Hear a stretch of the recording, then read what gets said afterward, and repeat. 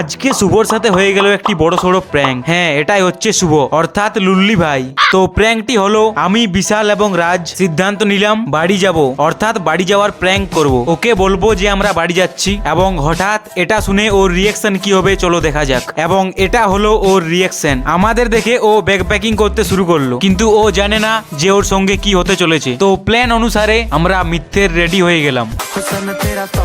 রুমের তালা লাগিয়ে আমরা বেরিয়ে পড়লাম আমাদের প্র্যাঙ্ক সফল করার জন্য, কিন্তু এখনো ও কোনো টের পায়নি এবং পৌঁছে গেলাম সোদপুর স্টেশনে ট্রেন ধরার জন্য।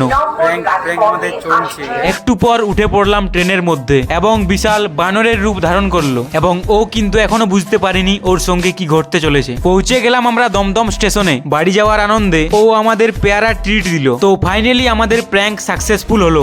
আসল কথা হলো ও নিজেও জানে না ওর সঙ্গে কি ঘটে গেল। ভিডিওটি কেমন লাগলো তোমরা কমেন্ট বক্সে জানাও। টাটা।